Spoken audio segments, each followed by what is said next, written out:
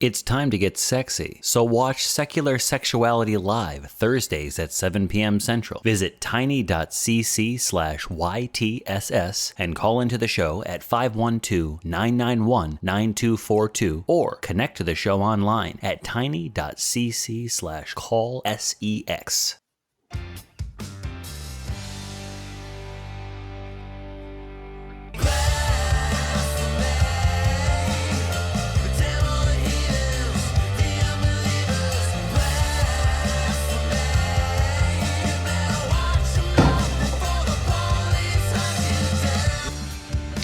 Hey, good people, and welcome back to another episode of The Nonprofits, the show where we discuss news and topics of the day from a skeptical humanist perspective. My name is Cynthia McDonald, and today's topics are enthralling, provocative, and just jolly well good. And speaking of jolly well good, I have some jolly well gooder hosts that's with me. Yes, they are. And speaking of one of the jolliest weller gooders all the way across the pond, starting from my far left, I was about to say immediate left, and that is so incorrect, but my far left. But is that also in your politics too, Richard? Far left and also on my far left?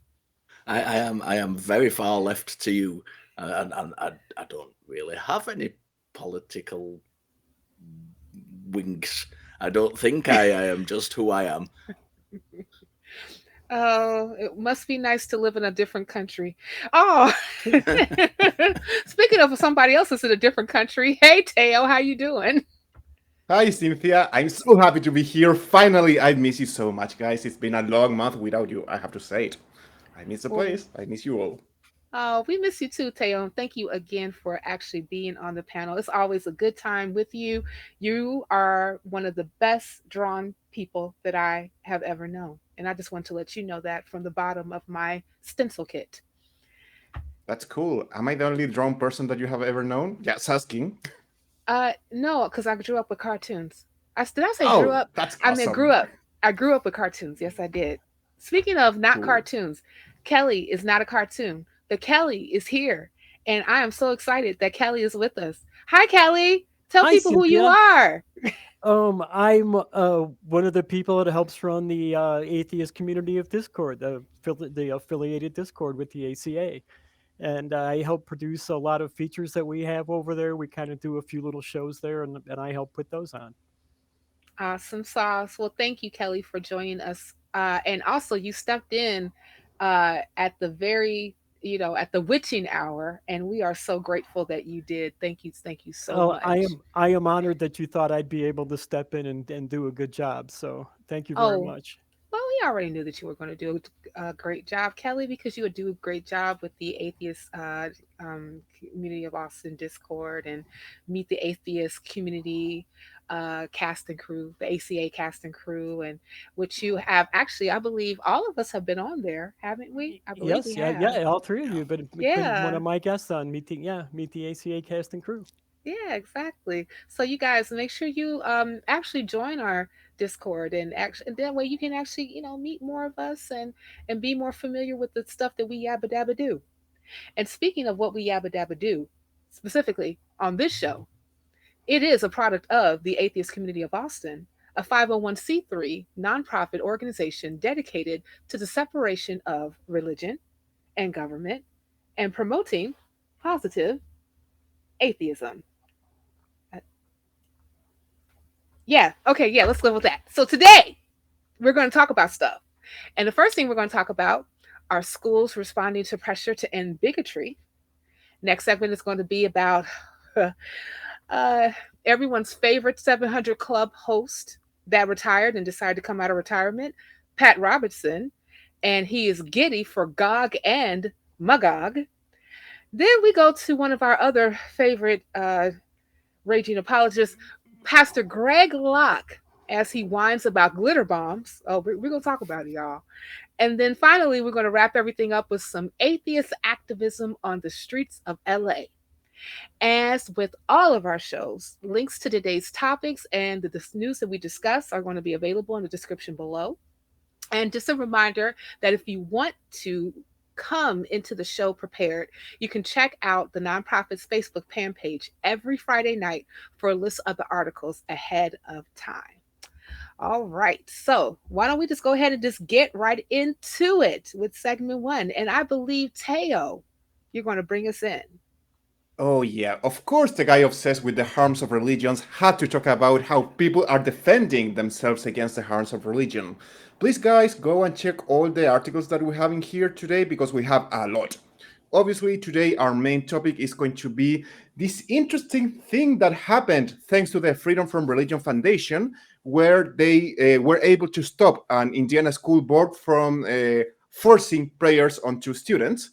But we also have some interesting extra articles in there that you should check. For example, from, and this was edweek.org, what to do when students walk out in protest. Apparently, not opposing them is a very good idea, and even supporting and protecting them. We will be talking about that.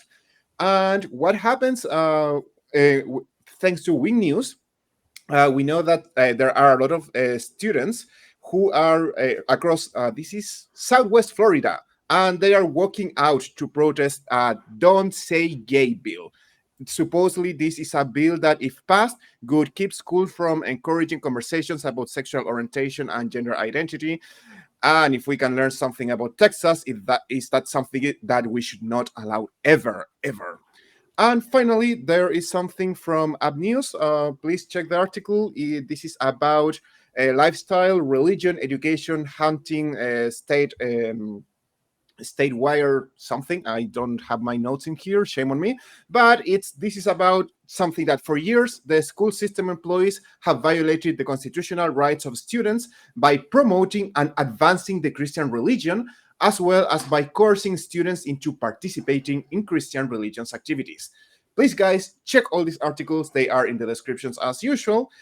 And I have to say, the main article of today, this thing that we called it, let's all take a moment of silence, because yes, finally, freedom from religion is stopping this. And I'm really, really happy that finally people are able to go and face and do something against this totally is unconstitutional or inconstitutional? Inconstitutional things that schools are doing, where they are forcing students, they are forcing their religion onto people. And I have to say, before I let you talk, guys, this is one of those things where religion, they are so used to their own privilege that they don't even realize that they have a privilege until when they are challenged. Obviously, they are going to call, that they are being oppressed and follow because they don't let them force their religion onto others. And should I remind you all about what happened when the Satanic Temple put a Baphomet statue because they were using the same rules and the same laws and freedoms that other religions had put in the Ten Commandments? There is an interesting video about that. And there is another video that I hope it's in the description about what happens when, because, okay, first of all, we know we are so used to Christian prayers, and they start before a trial and stuff like that, that people don't realize that shouldn't happen. So when the Satanic Temple went out there and they made their own prayer, Christians were crazy. They were shouting. They were trying to stop this. Once again, because they don't realize that they have these specific privileges, and they don't want to feel challenged. And that is what we're going to be talking about today, how this amazing institution, freedom from religion, is challenging them. And I have to admit, I saw Richard's notes, and I know that he has a lot to talk about this. So I could love to start with you, Richard.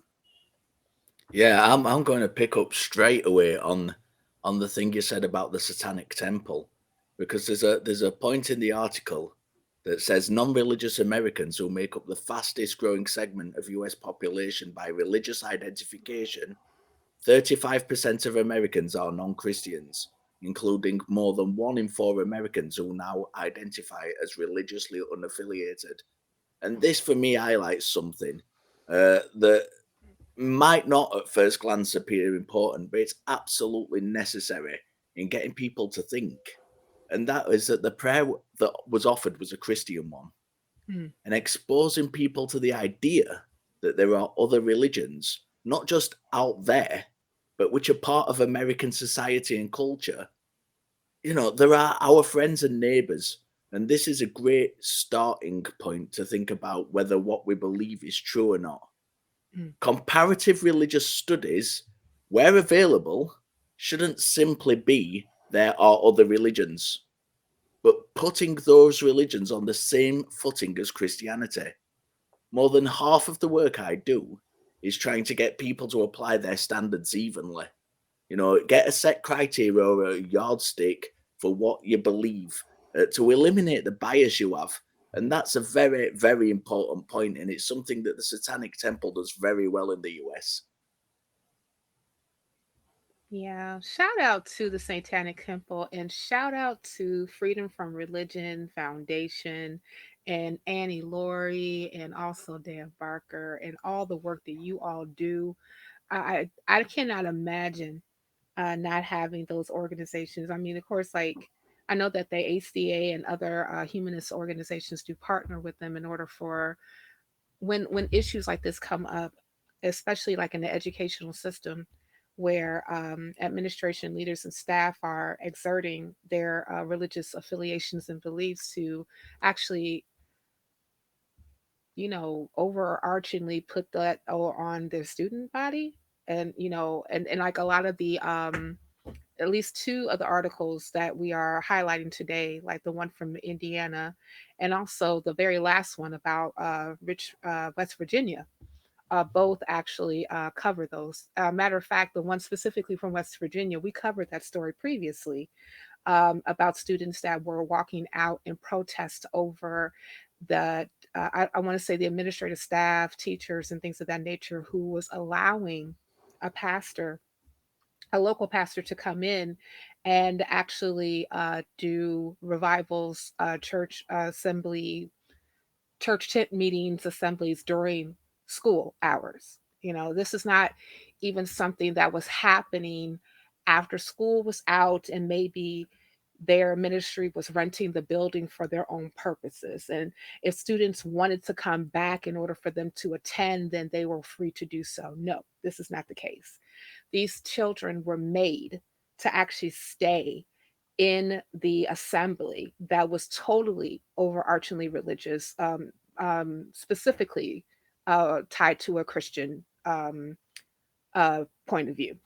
And now they're being sued concerning that. That's basically the update of how families are getting together to sue the West Virginia school district. And the crazy thing about it was, I don't know if you got a chance to like look at the history of West Virginia specifically, but this is not the first time that this school district has been sued for the same motherfucking thing continuously. We more than 5 minutes in, I can say it. So it's kind of interesting, and I'm gonna let one of you guys grab it, that this seems to be a continuous theme in schools. Even though, like Richard, you made a valid point about really having a discourse concerning having a level of scrutiny for whatever belief system that you may adhere to make sure that it can actually stand up to a measuring stick to see if what you believe is more than likely true or not.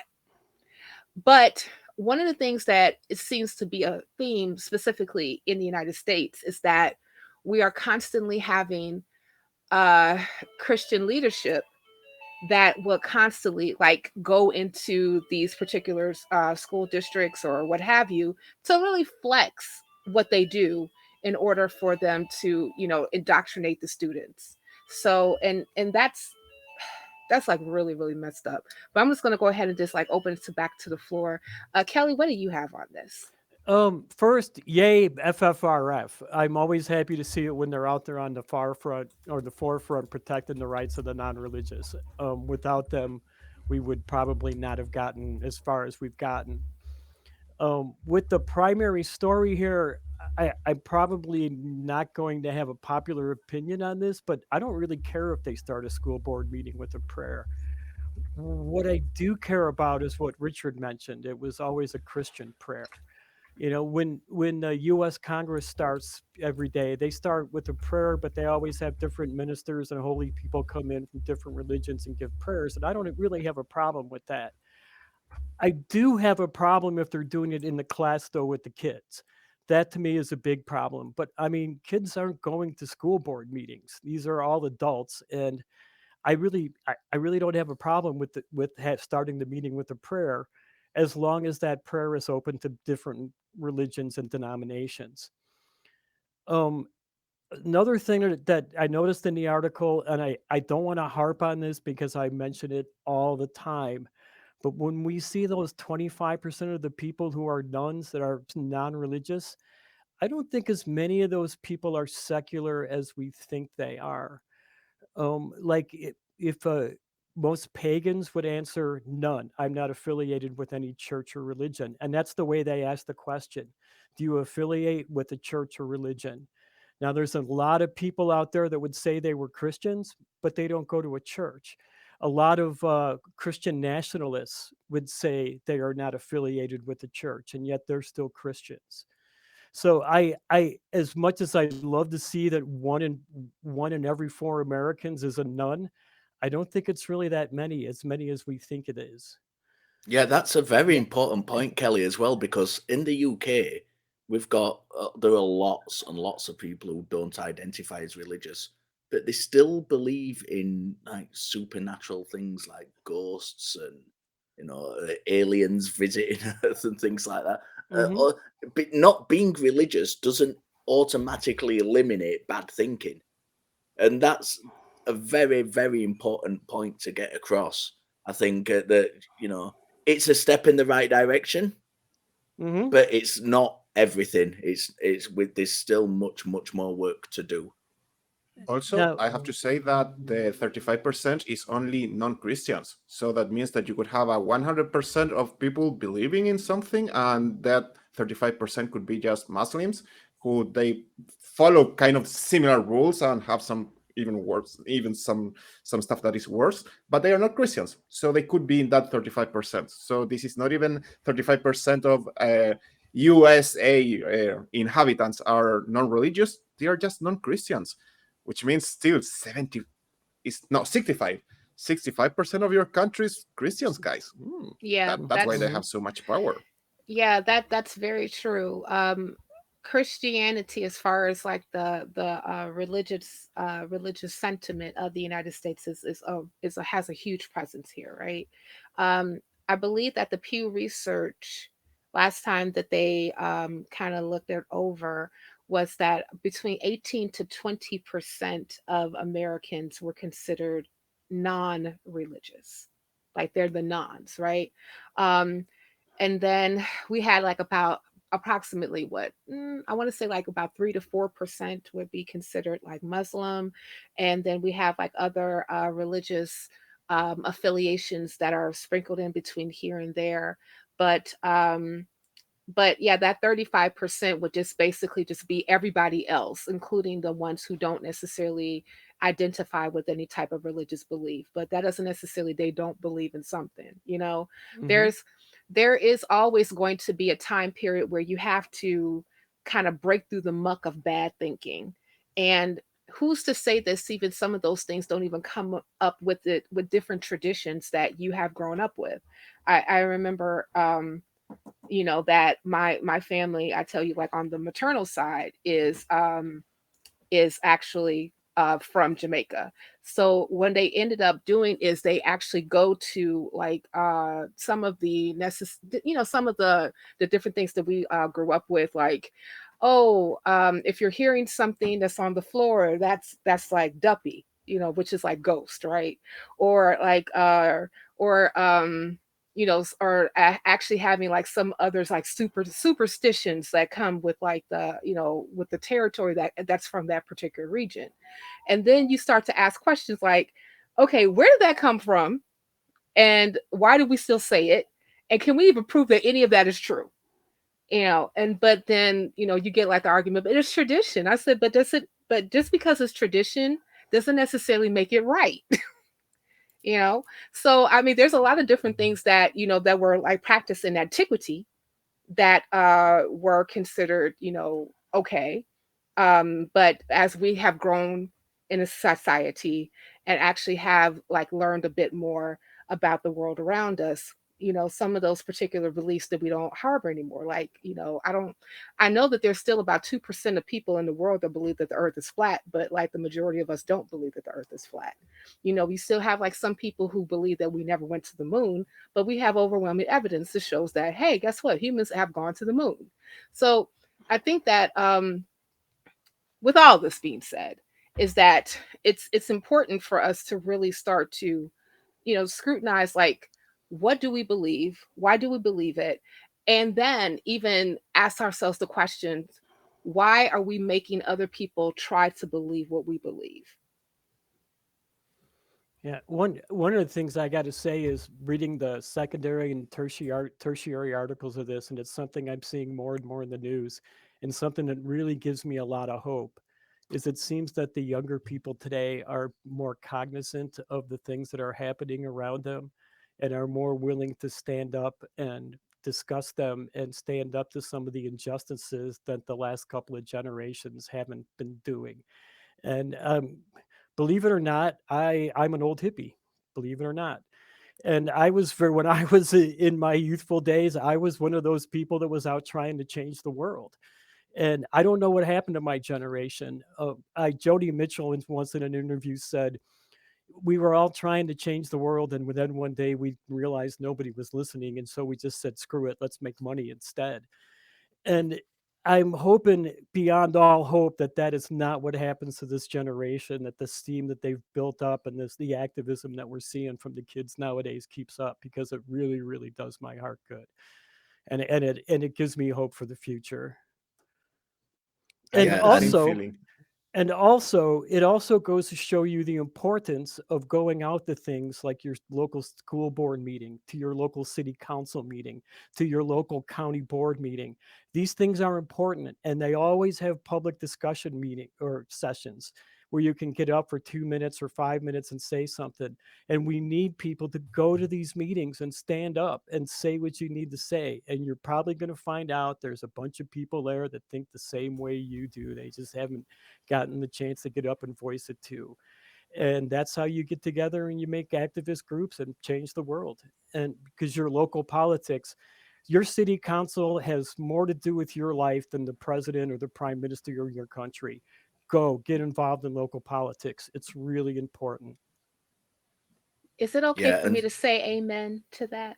Sure, yeah, sure. Okay, amen. Richard?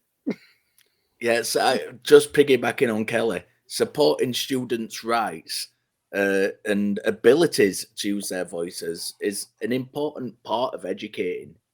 The ability to listen and guide as an educator is as important a skill as the ability to teach.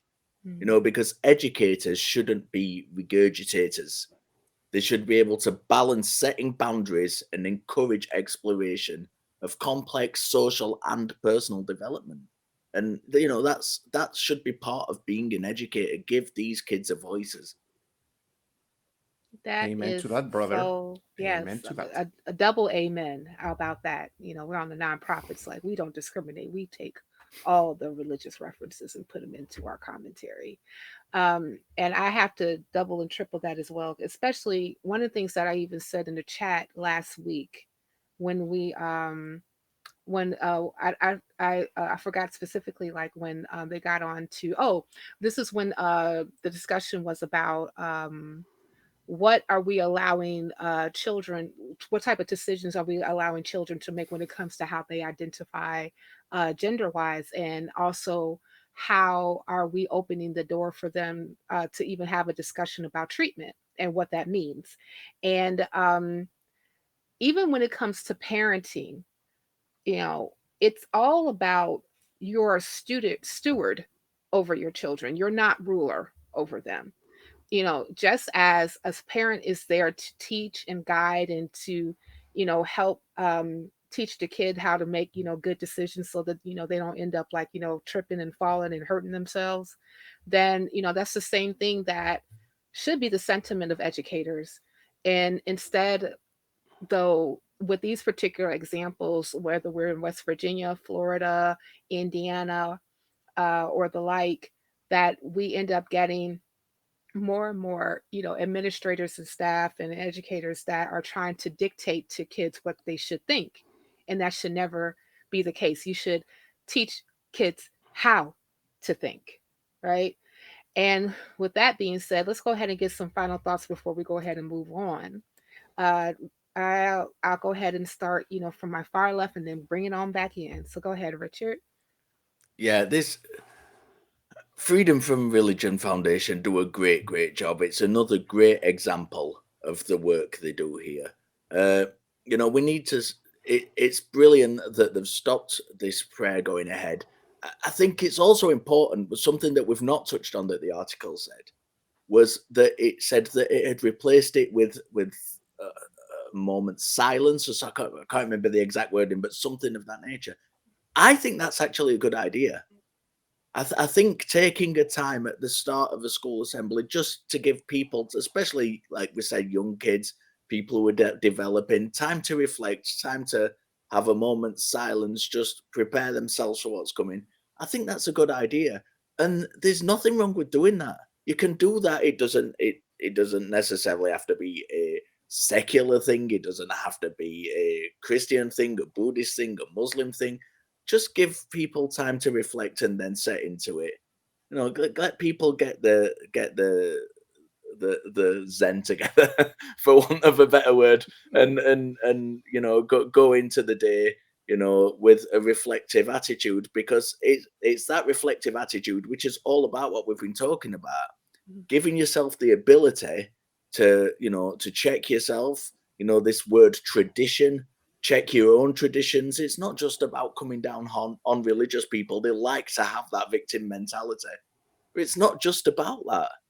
We all need, as Cynthia and Kelley have both said, we all need that time to reflect and just, check ourselves, because we're all prone to bad thinking.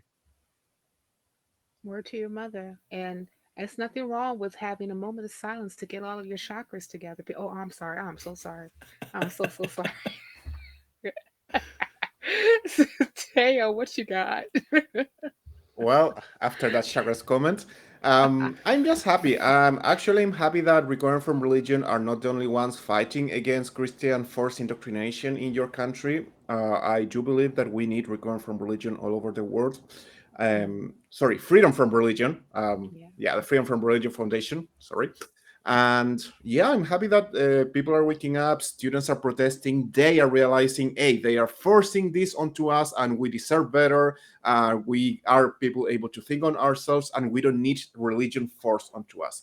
And that makes me extremely happy. And I really hope that most people realize this and that this turns into something that keeps growing all over the world. So my hopes are up. Nice. And Kelley.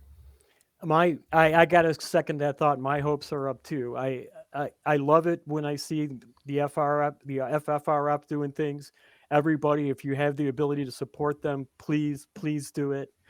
The new generation of kids are blowing my mind, and I'm really happy to see that. So yeah, keep it going and go out there into your community. Be an activist. Do something. You're going to find the people that are just like you and want to do it too. So they're just looking for that person to take the first step. Be that person. I love that, and and I'm going to just leave it at that so that we can just go into segment 2. But I'm not going to go into segment 2 yet because I have some stuff to say. But yeah, I totally echo what you say. Be the change that we talk about. People get involved, and if this stuff actually means something to you, make your voice heard. Each small candle lights a dark corner of the world. I love that. I love that. Beautiful and poetic. Yes, yes. I Wax wish I could poetic. claim it as mine, but it's not. So It's okay, but you said it oh so well, and that's another thing we love to do on the nonprofits. We wax poetic anytime that we get a chance. Anytime, or is it every time? Every time that we get a chance. I think it's every time that we get a chance. But regardless of that, one of the things that I did want to say though, that at the nonprofits, I want to take first this time to actually thank all of you all of you, all that you watch us, your veteran viewers, and you happen to join us every time that we premiere on Sundays at 3 p.m. Central Standard. And because of your work about getting the word out about us, we're over 10.7 thousand subscribers. Thank you guys so much. I remember specifically when we were trying to push just to get to 10,000, like we were at 5,000 then 6,000, and then like, we just kept on seeing the numbers go up, up, up and away, because we really wanted to do fundraisers, and now we're able to do that. So if you can, please click on the donate button and help the ACA mission to help spread positive atheism and promote the separation of religion and government. And also, if you're watching us now and you have not subscribed yet, get on that, like now, like right now. So once you subscribe, also hit the like button and ring that bell. I was about to go, never mind. But ring that bell, right? So you always know that when a new Nonprofits episode premieres, like every Sunday at 3 p.m. after I just said that, but you already knew that, right? They already knew that. You're just supposed to say right, guys. Come on. Right. Yeah, right. thank you. Whatever thank you say, Cynthia. Yes, sure. All right. We practice this. Anyway. And another thing that you guys can do, once you actually hit the like button and you like click on notifications and you subscribe and do all that other great stuff, share the videos, right? Share the link to our channel with your friends, your family members, your co-workers, that neighbor guy you really don't like. We're going to have to come up with like another line for especially neighbor guys, because if we're in the neighborhood, wouldn't we like them? Or is there always going to be a neighbor guy that we don't like? Is that like we're challenging beliefs here, people? Is that always going to be a thing? I hope not. Yeah, okay. Well, but share it with him anyway, and everybody and everyone. And let's get the word out so that we can start helping the fundraisers. And I don't know if you guys knew, but are you aware that the atheist community of Austin has another YouTube channel? Did you know? Did you know? Did you know? I did. I know you knew. One. Yeah, you knew. You all knew, but did you know? Where's my camera? Did you know? Well, we do. And yes, you do. You should know. So check out the Atheist Experience Network, a channel where you can find all the ACA shows in podcast form. Subscribe at tiny.cc/AEN podcast to listen to episodes of the Nonprofits, the Atheist Experience, Secular Sexuality, and all of our other ACA shows, so you don't miss a single episode. It's okay? It's all right? It's all right. All right. All right. Well, let's go ahead and get into our next segment. One of my favorites. Shit! Internet apologists say. Shit! Internet apologists say.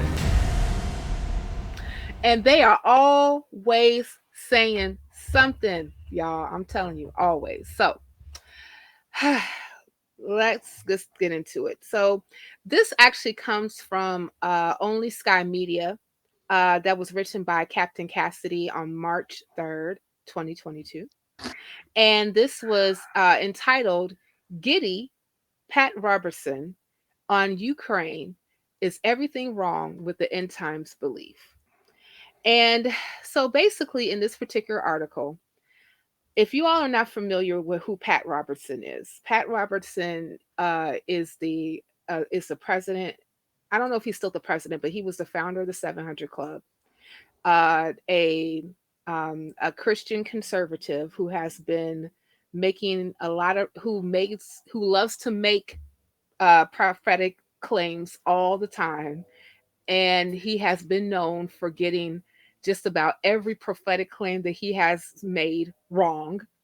And he is in his 90s and retired from the 700 Club, which is like a news show for conservative Christians.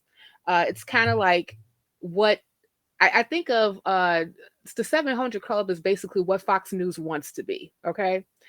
So he actually came out of retirement so that he can make yet another prophetic prediction concerning the Ukrainian versus Russia war that's going on right now. So Petty Pat, with his lavender sweater and his prophetic hat, has decided that in Ezekiel 38 was a biblical explanation of what is happening between Russia and Ukraine. So for all of you, oh, I'm sorry, this is the time I'm supposed to get my preacher's voice out. If you would please turn with me and get your Bibles together. We go to Ezekiel 38 and we're going to start at verse 7. Get ready, be prepared, you and all of your hordes, all the hordes gathered about you, and take command of them. After many days, you will be called to arms. In future years, you will invade a land that has recovered from war, whose people were gathered from many nations to the mountains of Israel, which has long been desolated. They had been brought out from the nations, and now all live in safety. You and all of your troops and the many nations with you will go up, not down, but up, advancing like a storm, and you will be like a cloud covering the land. This is what the sovereign Lord says. On the day thoughts will come into your mind, and you will devise an evil scheme. You will say, I will invade a land of unwalled villages, and I will attack a peaceful and unsuspected people, all of them living without walls, without gates, and without bars. And I will plunder and loot and turn my hands against the resettling ruins and the people gathered from the nations, rich in livestock and goods, living at the center of the land, Sheba and Dedan, and the merchants of Tarshish and all her villages will say to you, have you come to plunder? Have you gathered your hordes to loot, to carry off silver and gold, to take away the livestock and goods and seize and much plunder? And this is actually was supposed to describe that in actuality, Ukraine people, according to Pity Pat and I Don't Care, is not the target. Israel is. And with that said, I will open it up to the floor and let you all chime on in. Okay, here we go. Pat Roberson, one of the richest televangelists in the USA. This guy, go to Google, go to Wikipedia, check his controversy list. Is way longer than Richard notes for this episode, and that is saying a lot. So go and check them, guys. And he's part of that charming group of people who are always calling Russia, a communist country, and all communist countries are atheist dictatorships, because apparently they don't understand what atheism is, or they don't understand how politics work. So, yeah, sure. This atheist country now is God's tool to bring the end of times, according to Pat Roberson. And actually, he said, God has literally compelled Vladimir Putin to invade so the end times can finally start. So it's kind of ironic how these guys, you have on one side a group of very proud Christians who say atheists are doing nothing, but we Christians are praying for Ukraine. So we are doing something and atheists are doing nothing.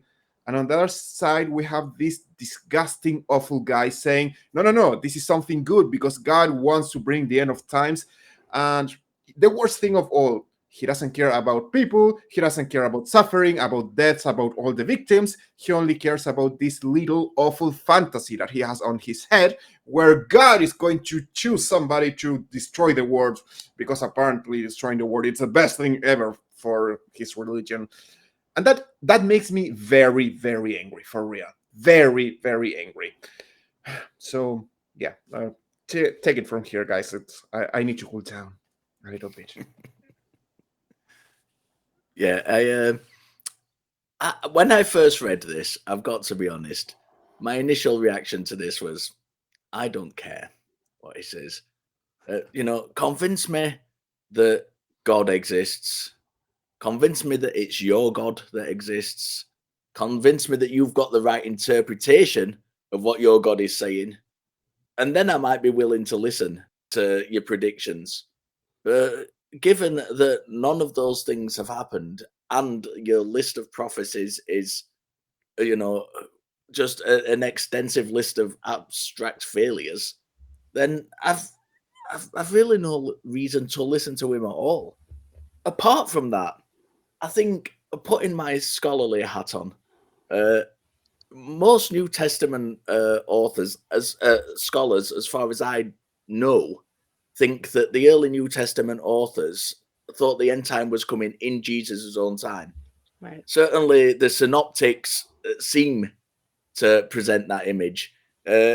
John tried to kind of retrofit that in when Jesus didn't come back within the time period, because John was a lot later than the other guys. So, certainly that early Jewish, those early Christian cults within Jewish tradition thought that the end of times were coming at that time in Jesus' own time. It didn't happen. So, just trying to fit it in 2,000 years later, what's the point? If you want to be Christian, but at least look at it in context.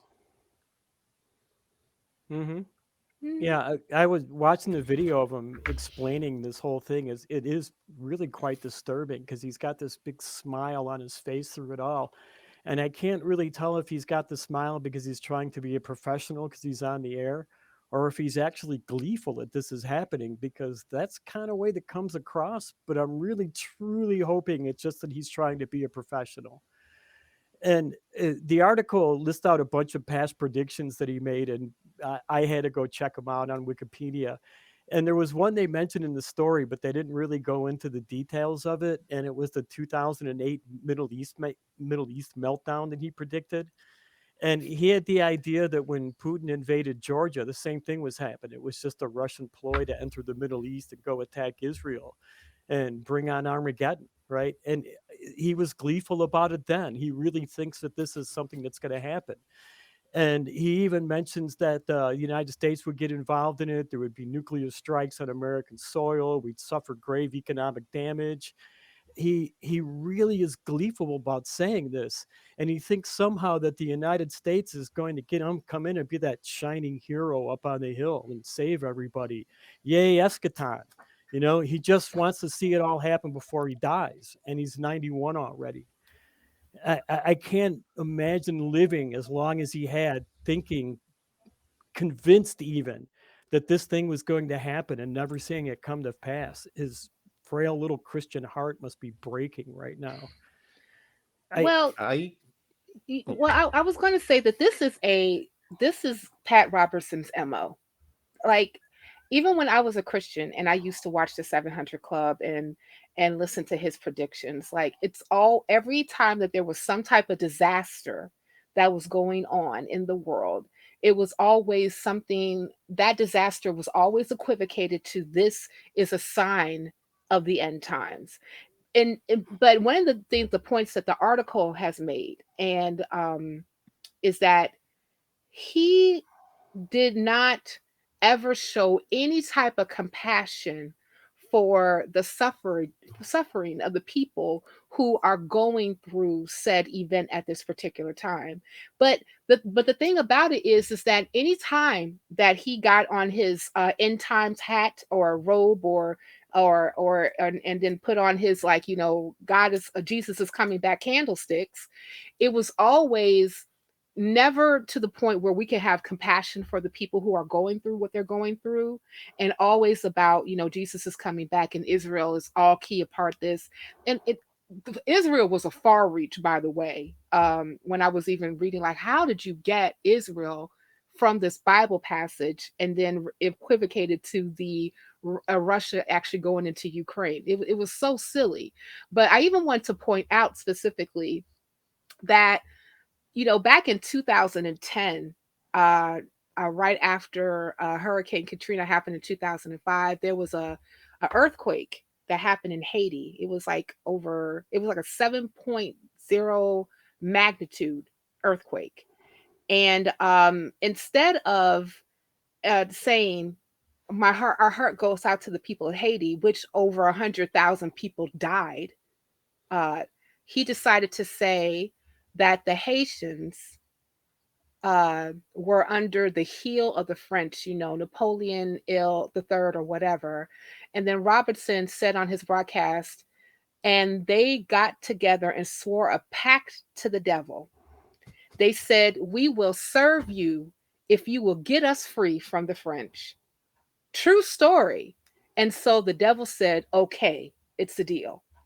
So he is basically equivocating the slavery revolt in 1803 to make Haiti an independent country because Black people didn't want to be enslaved any longer under the French, to making a devil pact. So Louverture was a demon worshiper? Yeah, that's according to Pat Roberson, he was. And Wow. yeah, I'm sorry, like if I was seen to be a bit hyperbolic about Pat Robertson, it's just because he has been saying such problematic, detrimental things for years, and people have constantly given into the ministry, given into what this man says, and he's always been at this particular point where he seems like to get like a damn near hard on every time that something horrible happens in the world. And then and he's like, "Oh, but Jesus is coming back in Israel." Like that's always been everything that he said. And I'm sorry, but his rhetoric is absolutely disgusting. And So- I support you. yeah. Yeah, I Yeah, support you on something that. that I think is important here, and it's highlighted by people like him who spout this stuff and kind of have their own interpretation of things. But we also see it in our own community, is that people kind of come with this attitude that the Bible says this and the Bible means this, and as I do the kind of the biblical research, and I don't, because I'm doing a degree in religion, and as part of that degree I don't just study Christianity, I study lots of different religions. But when you're looking at the Christian texts, there's not just a way to interpret them or a way to read them. You can read them from a historical context. You can read them from a point of view of textual criticism. You can read them from the point of view of theology. Or you can sit there and read them as a believer and listen to what's coming from the pulpit and try and fit what you feel in your own heart into that. There are lots of different ways. And you can read them in these different ways and get different interpretations depending on how you read them. The theology won't necessarily, you can read exactly the same texts, and if you're reading about the theology, if you're thinking about the theology, you might get a completely different outcome to if you're looking at it in a historical context. True. And this is very, very important for everybody who's interested in seriously looking at reading the Bible and trying to ascertain any kind of truth from it. That you've got to take that interpretation and those different contexts into account when you're reading them. And I just don't buy this, the Bible says this.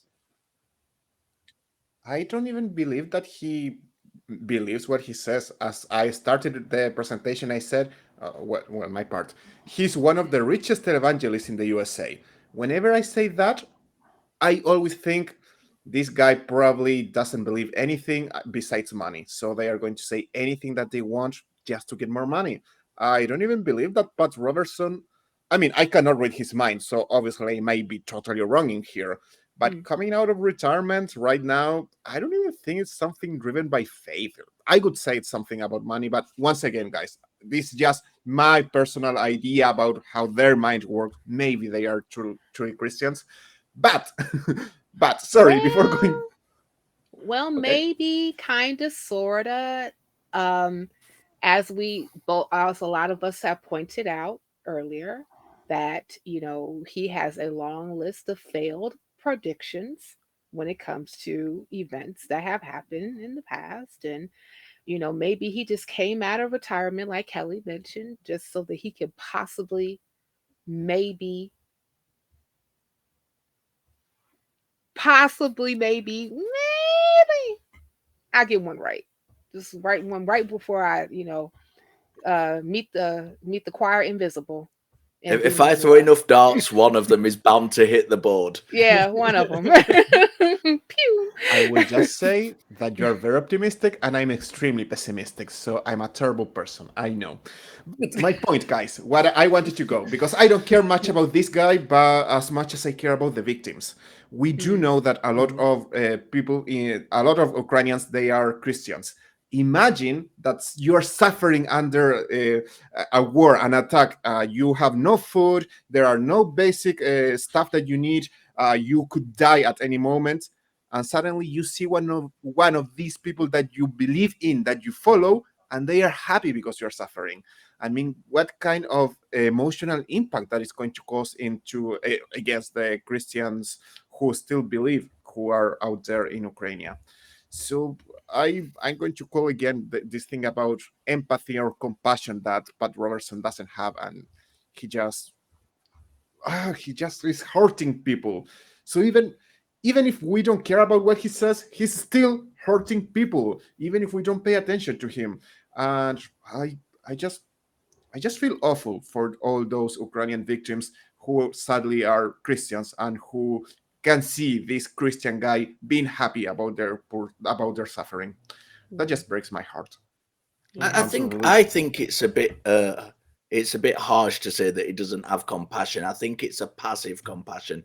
I think the thing is, he believes, and as do many Christians. And I was talking to a Christian lady, I think yesterday or the day before, about this, and she had exactly the same belief as him.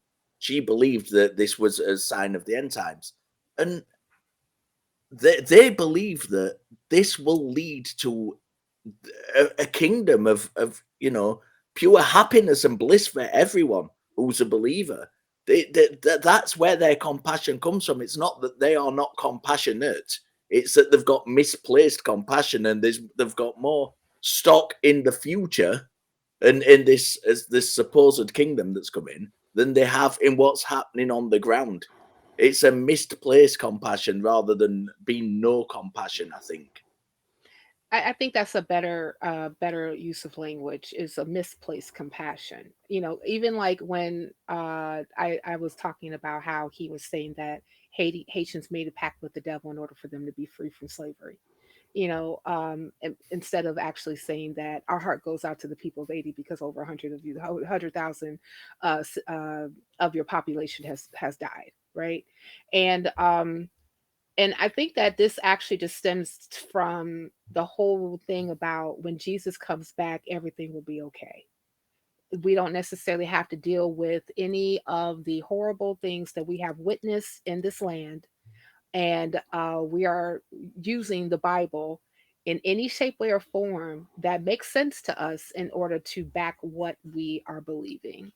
And I think that that's where we are when it comes to, like, people like Pat Roberson. My issue specifically with him is that when he uses these different events in order for him to make his predictions that often fail, people listen to him. And people are actually, running and, telling other people, well, Pat Robertson said this and he's inspired by God. Therefore, whatever he says must be true.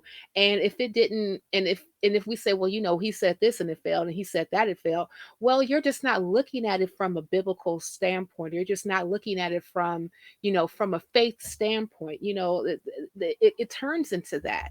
And that is what is the dangerous thing with all of these particular televangelists that happen to have a bully pulpit and people who listen to them, is that, they're pushing this dogma, and to the point where if people are actually taking what they say for, for a lack of better term, gospel, it could have, like, some real world impacts that are not always going to be very good for those particular individuals. But before we move on, Kelley, I'm going to give you the final word before we go into the next thing. You hit the nail on the head. The big danger is that the amount of people that do listen to him, and the whole idea that this, like, the ends justify the means, is the end justifies the means. It's just like a horrible way to put things, the way I look at it. And to paraphrase somebody else, all they want is paradise, and they don't really care how many people have to die and suffer to get it. So that's real.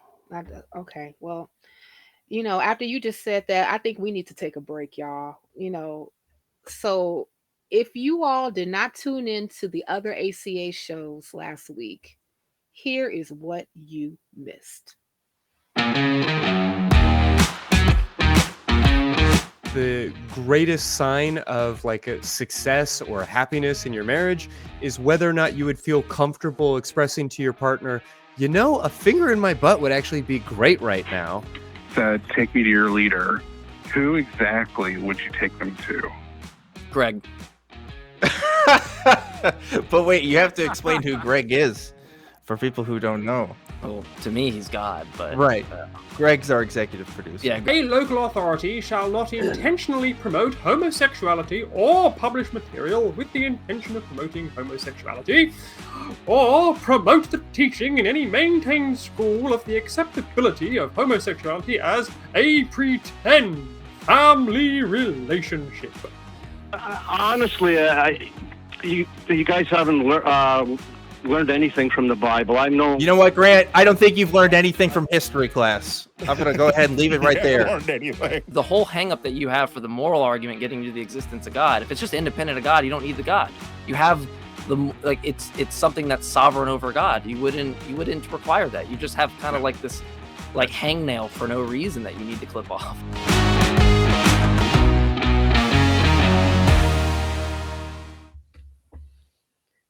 Oh, I always love the recaps, y'all. I love them.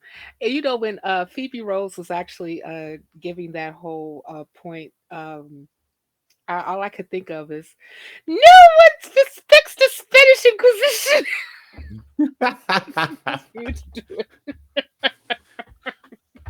So sorry. Sorry. Shall we move on? Yeah, sure. Go ahead. I just recently had someone tell me I look like J. Mike is going to look like in 40 years. Oh my God. Hey, J. Mike, your future, man. Let's move on, y'all. Let's move on to more shit internet apologists say.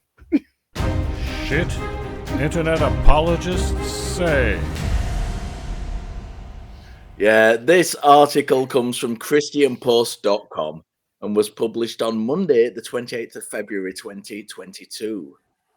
Pastor Greg Locke, our old friend, says that he has received death threats, satanic postcards, and sex toys after exposing witches. Now, usually when I read an article, I like to give a general synopsis and then throw it to you guys to comment on. But this article grabbed my attention. So as soon as it opened with the words, Pastor Greg Locke, who exposed the presence of suspected witches at his church in recent weeks. No. He didn't expose anything. What actually happened was that Locke claimed that a demon, possibly the devil himself, revealed the names of 6 witches while he was engaging in spiritual warfare in the form of an exorcism. That's not exposing something. That is making shit up. Anyway, the article goes on to tell us that as a result of this, he was sent death threats, hexes, sex toys, and glitter bombs. This particular Satan appears to be much less effective than the Satan from the previous article. I can imagine them all sat around at Satan Club, sat there thinking up Satan-y ideas to mess the world up. So you've got Satan 1 saying, I've just sent Greg Locke a glitter bomb. Look at me go. And Satan 2 says, I literally just persuaded Putin to start World War III. And then Satan 1 has got no choice but to sulk and go home. This is the ridiculousness of these guys. They're arguing with each other. This isn't the atheist community or the skeptic community they're arguing against. They're arguing against each other of the power of their particular Satan. what's more astounding to me is that Locke is complaining about having sex toys sent to him. Those things aren't cheap. He saved himself a pretty penny having them sent through the post to him as a gift. Anyway, the reaction seems to have been one that annoyed him somewhat and prompted him to call it the act of deliverance, as he calls it, the most dangerous message he ever preached, and called the reaction to it unbelievable. I mean, come on, guys, give me your opinions on this. My first reaction, we should all be sending them sex toys. All of us. If you have some extra money, first give some to the FFRF and then send Greg Locke a sex toy, please. Please. And then hit the donate button on this video. Yeah, Locke is one of those people that likes to play the persecuted Christian card too, all while he's being this hyper aggressive bully. I think it's funny that people are finally starting to kick back at him. His book burning in February, I think, really brought him into the public view a lot more than he had been through his anti-mask. Like he's done videos on YouTube where he's gone into businesses and challenged them about because they have mask laws in play or mask rules in place at the business. This guy is nothing but a bully. He goes out looking for fights, and to see Satan fighting back at him with glitter bombs and sex toys is just amazing to me. Go Satan. And I what I really found astonishing about that was that God apparently has no power over glitter bombs or sex toys. There must be some kind of thing going on there. So keep fighting back at him.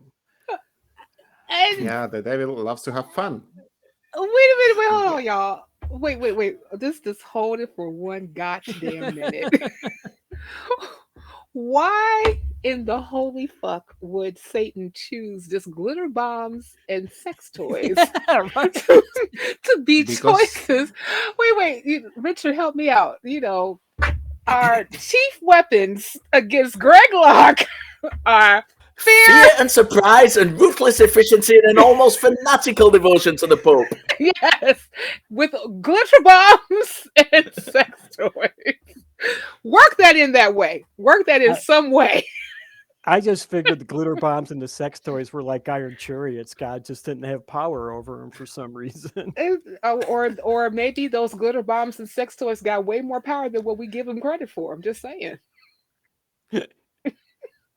Okay, guys, you are having too much fun, so I'm about to depress you all.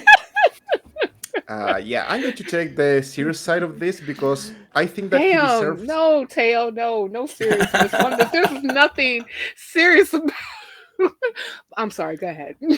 Yeah. The thing is that I'm not going to say, he deserves that and worse. I'm just going to think about it. No, but the thing is that, guys, we are going through a lot of serious stuff. I'm sure that you remember that this week we celebrated March the 8th. And by a huge coincidence, in my channel, we were talking about this guy as well.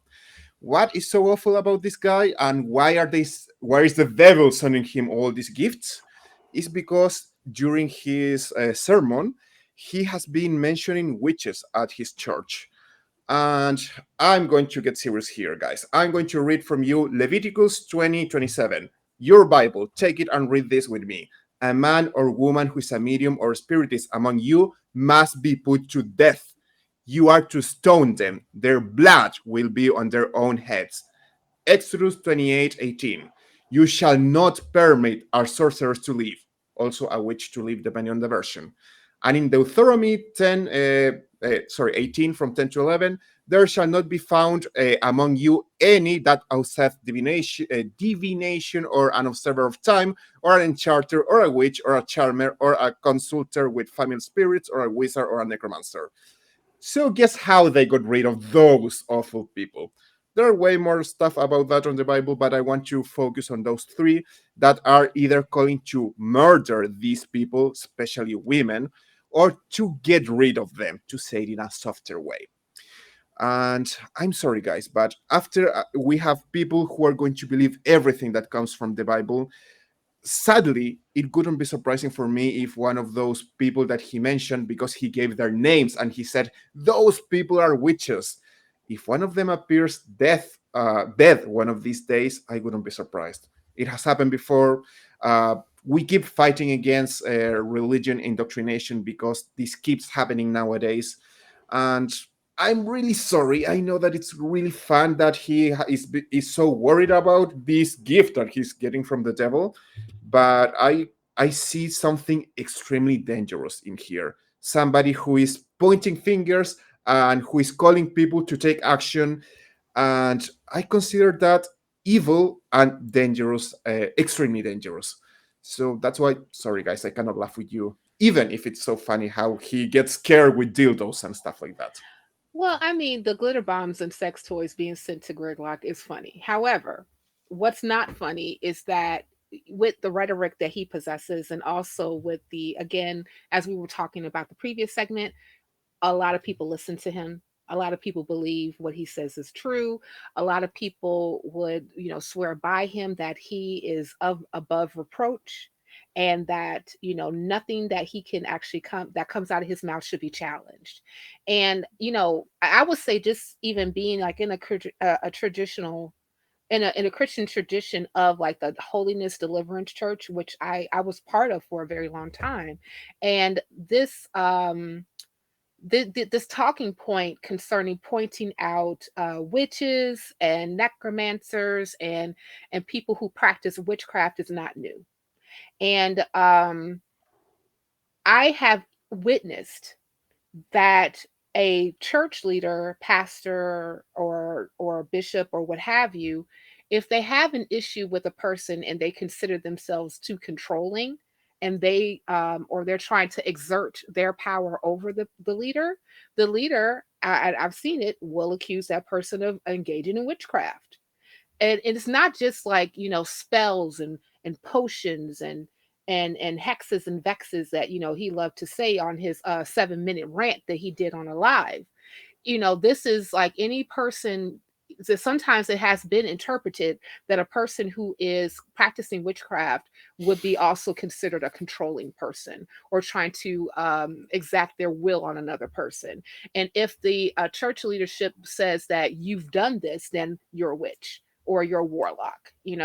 And unfortunately, this type of talking point has been very hurtful, very traumatic, caused lots of anxiety in different churches and church members who have witnessed this. I like I said, I've witnessed this like firsthand. I remember that was one of the first things that I observed in like the non-denominational deliverance holiness church that really disturbed me. Like, instead of like actually investigating a matter or even talking to a person to see like, hey, what's going on with you, it immediately goes to an accusation that this person is being controlled by the devil, and this is how it's being manifested in their lives. And then the community that this person is part of, because the pastor is above reproach, is not if they're not they are next to, they kind of have like pope-like ability in their particular area, that no one challenges what they say. And then the other person that's being accused of such thing has to deal with some part of shunning, some part of being, sometimes even disfellowshipped. Sometimes and then they have to carry that trauma, because they don't necessarily have a community any longer because of this accusation that came out of misunderstanding. And that is often again the ABCs and 1, 2, 3s of people like Pastor Greg Locke. Just like a bunch of like rigmarole and rhetoric and finger pointing and finger wagging at people, and making a whole bunch of claims and not backing them up out of his own head, and says, but the Bible says. Yeah, Imagine and being so scared. Oh, sorry. Imagine being so scared of empowered women that they are automatically witches. Sorry, Richard. Yeah. Yeah, and it's to piggyback on Cynthia there a little bit, and I take that point on board as well, Teo, that it's it's kind of come across in this article as like, look at us poor Christians. I mentioned this earlier on in one of the earlier articles. They've got this victim complex. It's like they seem to totally ignore that they've spent hundreds of years hunting down women, thousands and thousands of women, and accusing them of witchcraft and burning at them at the stake and beheading them and stoning them to death. It's like that never happened. You know, it's getting all upset and victimy because he's been sent a dildo in the post. You know what I mean? And he actually said in the article, it's almost like it's been under a rock for so many years. Then all of a sudden we start peeling things back and making the invisible kingdom visible. And the devil gets so stirred up when we bring national global attention. He would assume stay a secret. You know, it's not anything to do with that, Pastor Greg Locke. It's that people get annoyed when someone starts accusing women of witchcraft in the 21st century. You know, that's the explanation I'm going with, not that the devil's getting pissed off because you finally reveal his secrets. Mm-hmm. Yeah, exactly. You're making these accusations completely out of your own head and your own ass. Seriously. And the only thing that you're doing is just pointing a finger at these poor women and saying that that's what they are. And then next thing you know, all the whole congregation is going to start looking at them differently. Think about it. Those could have been like, other congregants' friends, family members, people that they happen to, go to the grocery store with, or have popcorn with on Friday nights, watching a movie or what have you. But now they're going to have to not deal with them anymore, but more because one dude said they're witches without zero evidence. No, his evidence was God said in my mind one day, ergo, that's what it is. And the Help me out, Cynthia. Help me out a little Richard. bit here, Cynthia, because is this going to be one of those cases where these 6 women are completely ostracized and cut off from the community, or is it going to be one of those cases where they're accused and then they're brought back in a big public display of repentance to make so that it can give the impression that Jesus' power has healed these women? Which way do you think this will go? I can see it going either way. It's either going to go to they'll be completely cut off if the women completely flat out deny that they are witches, which I have seen, people who don't confess their faults and their sins because pastor said, therefore the entire parish happens to cut them off and just like treats them like the Bible says, treats them as a publican. I forgot which gospel that is, but and it comes to the whole thing of like, how you deal with like church ought, coming to your brother on one-on-one, and if they don't receive you, then bring an elder. If they still don't receive you, bring them in front of the church. And if they still don't receive you, then cut them off and treat them as a publican, and then send them on their way. Shake the dust off of people and keep on going. So it's gonna be like either they're going to be completely cut off, or they're going to be brought in front of the church and then basically made to say that yes, that's what they are, and they are so sorry and they need God to forgive them. And then there's going to be a big old bread and circus display that's going to happen with deliverance being wrought on these women, so that they can be brought back into the fold. To tell the truth, he did say that they are part of a congregation of witches and that they are trying to destroy the Lord's work, and that he's calling other pastors to stop them from lying to them. So I don't know if he's going for the forgiving part. And I wanted to say that when this happens, the whole congregation becomes a victim, because please, people, watch the video. He literally says, if you prayed with this person, she cursed you. And then he finishes with looking at people and saying, yeah, I know that you're afraid now. You should be. And he's creating a lot of hatred against these people. And he's publicly saying, and I don't care that they are watching this from their home. I'm calling them witches because I know that they are. So for me, that's terrible. And I think I should let Kelley talk, because we have been talking too much. Well, I No, got we're I gonna got a just. I'm just gonna give you the final word, Kelley, before we move on. well, okay, I got my little bit in, but one thing I want to say is that glitter bombs can cause eye damage. So don't send them your glitter bombs. Just send them your sex toys, lots and lots and lots and lots of sex toys. And find those women and cover them. You But know, really, seriously, like if there's like someone in that area, just because that's horrible. apparently God can't deal with sex toys, so just make a ring of them around those women, Mm, and they mm-hmm. should be safe. There you go. Can someone send me sex toys? They are expensive. I can't buy them. You I know, need more. I need more than he does. Just saying. well, then, one of the things that you definitely need to do, Teo, is tune in on Thursdays at 7 p.m. to Secular Sexuality, where they talk about all that stuff and even possibly can even lead you into where you can get sex toys on the cheap. I don't think that they actually do that, but we'll talk after the podcast is over. Don't lie to me, Cynthia. I'll holler at you. Moving right along. Let's go into our last segment where we're stepping in the right direction. Kelley, lead us in. Oh man, I got to follow that. So thank you, Hemet Mehta, who brought this to the forefront. But there is a group of activists in LA, and they call themselves the Atheist Street Pirates. What a great story. One of the best things I've read in ages that was religion related. But they noticed that there would be signs that were posted not within ordinance, and police or city workers would come to by and take these signs down unless they were religious signs.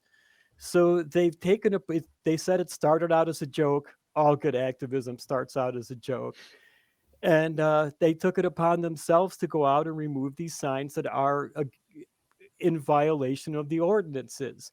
Now, they're not taking down any paid advertisements. They're not taking down anything that is allowed to be where it is, but they're taking down all the signs that say Jesus is coming, repent or go to hell, Jesus saves, that are posted in places where they're not supposed to be.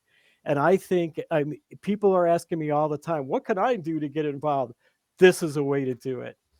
Find out what your local city ordinances are. Go out, start getting rid of these signs. This is just such a great idea. I kind of want to tell the story again. I kind of mentioned I was an old hippie, and going back to the joke thing. Back in Chicago, back in the late 70s, there was a big anti-disco movement that my friends and I were all kind of part of. And one of my friends got drunk one night, and as a joke, he grabbed a can of spray paint and he went and he painted disco underneath the stop signs. So they all said stop disco. Well, it started out as a joke. I thought it was extremely funny. And for the next 5 or 10 years, half a dozen of us or so would start to use stop signs as a way to make social statements. So we started painting stop Reagan, stop war, stop hate. We must have painted 500 stop signs. And the only reason, please do not go out and do this. It's completely illegal. The only reason I'm saying this is because the statute of limitations is far gone on this one and I can't get in any trouble anymore. But if you want to go out and do something that's completely legal with signs, this is it. Go out and do it, please. I was so hoping, like, Kelley, could you please say that? Do not spray. Yes, do not do this. Do not do what I do. I am like the worst example of a human being to follow. Do not do what I do. No. You're a great human being. Just don't spray paint stop signs. Just don't do that. But no, I agree. Like I love this story, and I was also even saying to myself, I don't, because I think that one of the things that they mentioned in the story is that they wanted to copy this in different cities. And I'm like, yes, please come to my city of the wind, because you do happen to run in a Tim or two to people making homemade signs and just like arbitrarily just putting them up somewhere about Jesus saves, repent now, the wages of sin is death, Jesus is coming back. I think Pat Roberson wrote that one, and the like, right? And they'll just be like in all these different places, and like, you driving around and all this stuff, like, I don't want to see that. And also too, because these are homemade signs that's just being stuck up somewhere, and without any type of rhyme or reason to it, they're littering. They're literally littering. Yeah, but definitely find out what the local ordinances are before you go and start removing signs. Yeah. And don't do what I did. Don't do Yeah. what I did. Yeah, I read that and I thought, oh, this is awesome. We should try doing that in here.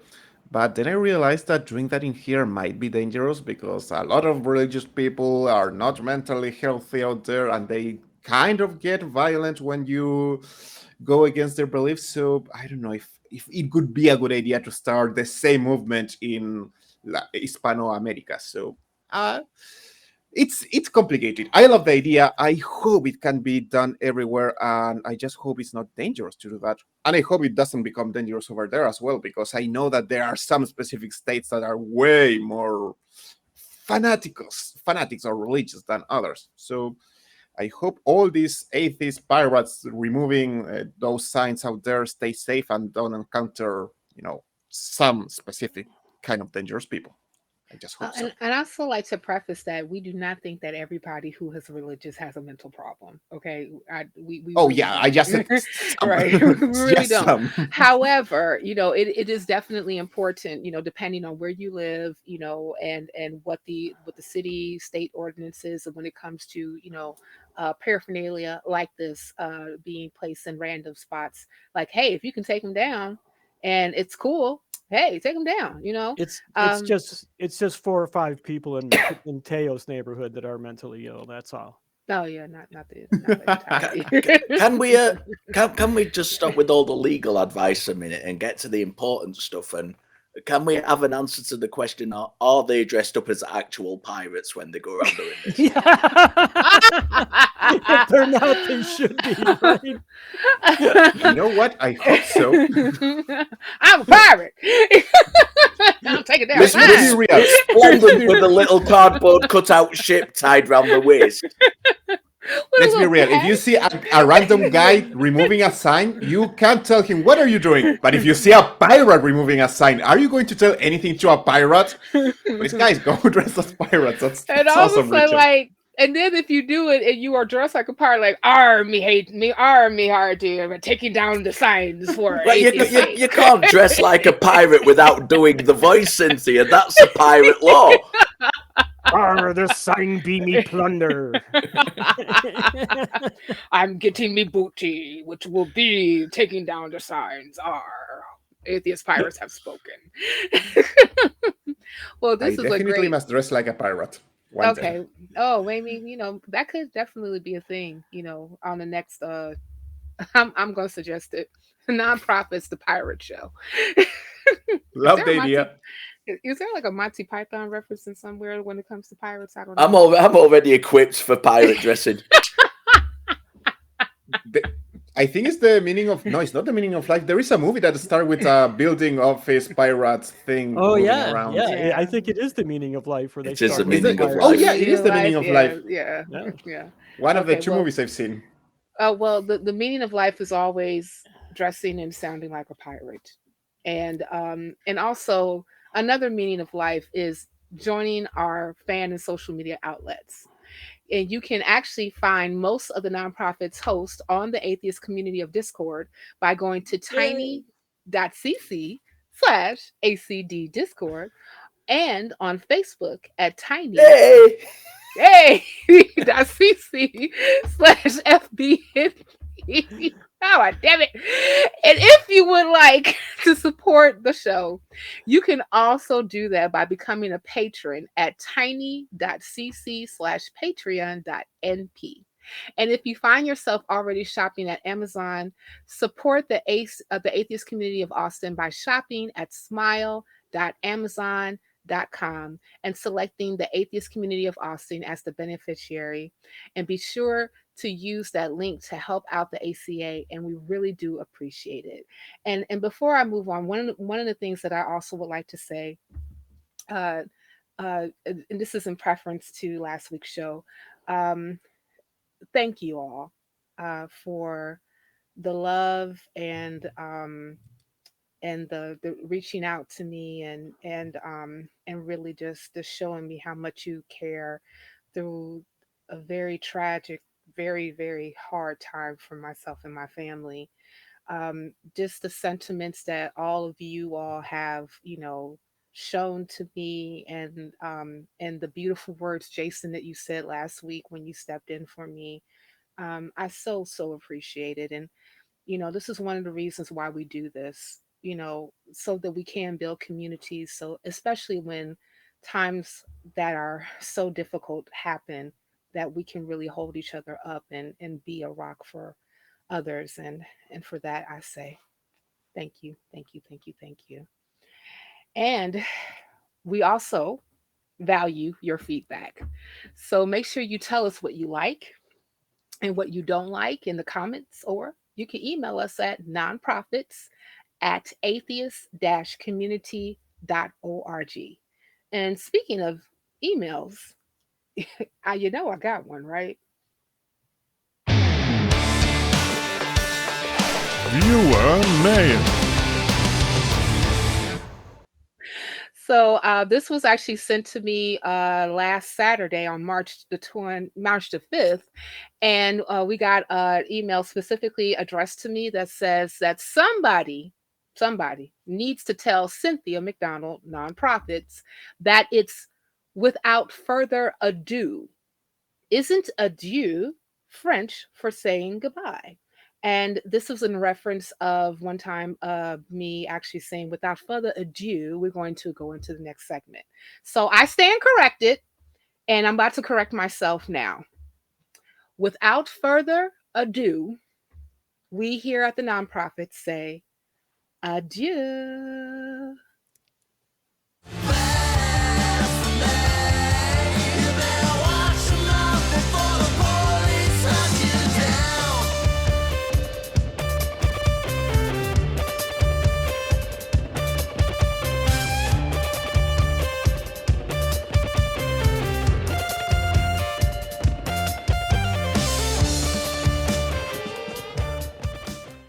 Watch Talk Heathen live Sundays at 1 p.m. Central. Visit tiny.cc/YTTH and call into the show at 512-991-9242 or connect to the show online at tiny.cc/callth.